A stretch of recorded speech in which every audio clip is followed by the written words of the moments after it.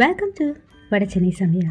இன்னைக்கு நம்ம சேனல்ல ஒரு வெரைட்டியான வெஜிடேரியன் சைட் டிஷ் தான் பார்க்க போறோம். வாழைப்பூ குடைமிளகாய் பொரியல் எப்படி செய்யறதுன்னு பார்க்கலாம் வாங்க. வீடியோக்குள்ள போகிறதுக்கு முன்னாடி நம்ம சேனலை சப்ஸ்கிரைப் பண்ணாதவங்க இருந்தால் சப்ஸ்கிரைப் பண்ணுங்க. நம்ம சேனல்ல போடுற வீடியோஸ் உடனே பார்க்கணும்னு நினைக்கிறவங்க மறக்காம பெல் ஐக்கனை பிரஸ் பண்ணுங்க. இந்த ரெசிபிக்கு தேவையான இன்கிரீடியன்ஸ் என்னன்னு பார்க்கலாம். பொடியாய் நறுக்கிய வாழைப்பூ 1 கப், 2 கொத்து கருவேப்பிலை, ஒரு பெரிய சைஸ் குடைமிளகாய் பொடியாய் நறுக்கியது,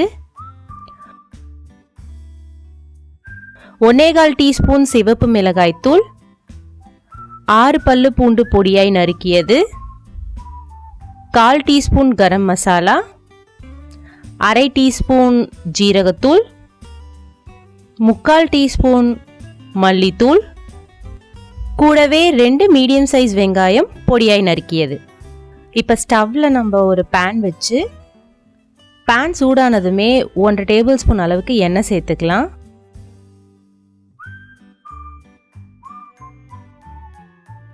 ஸோ எண்ணெய் சூடாகட்டும். எண்ணெய் சூடானதுக்கு அப்புறமா நம்ம கட் பண்ணி வச்சிருக்க வெங்காயத்தை நம்ம அதில் சேர்த்துக்கலாம்.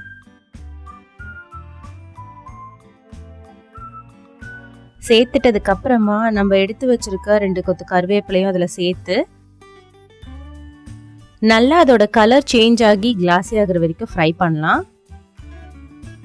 ஸோ இந்த ஸ்டேஜில் நம்ம கட் பண்ணி வச்சிருக்க பூண்டை சேர்த்து நல்லா ஃப்ரை பண்ணலாம்.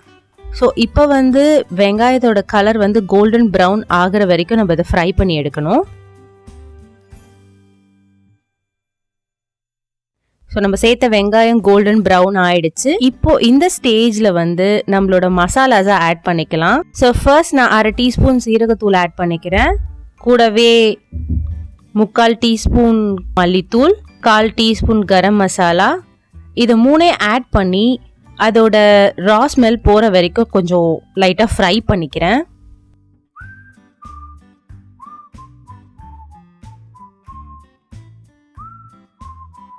ஸோ அதோட ரா ஸ்மெல் எல்லாம் போனதுக்கு அப்புறமா இப்போ எடுத்து வச்சிருக்க 1/4 டீஸ்பூன் சிவப்பு மிளகாய் தூளை அதில் சேர்த்து நல்லா ஃப்ரை பண்ணிக்கலாம். ஸோ கலந்து விட்டதுக்கு அப்புறமா நம்ம கட் பண்ணி வச்சிருக்க வாழைப்பூவை இதில் சேர்த்துக்கலாம்.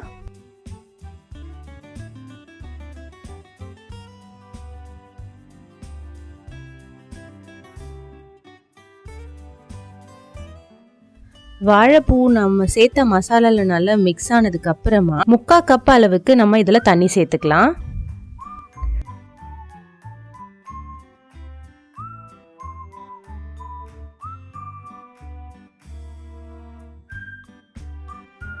சேர்த்துட்டு இதுக்கு தேவையான உப்பை நம்ம ஆட் பண்ணிக்கலாம். ஆட் பண்ணிட்டு நல்லா கலந்து விட்டு மூடி போட்டு ஒரு 10 மினிட்ஸ் மீடியம் ஃப்ளேமில் வச்சு இதை நம்ம வேக வைக்கணும்.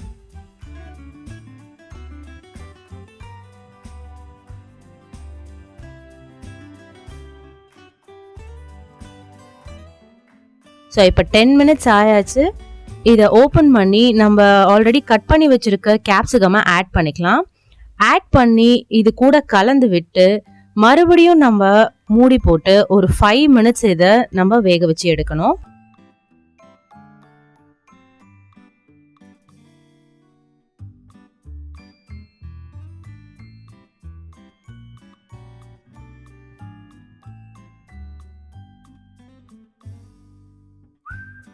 ஸோ இப்போ 5 மினிட்ஸ் மீடியம் ஃப்ளேமில் இதை மூடி போட்டு வேக வச்சு எடுத்தாச்சு.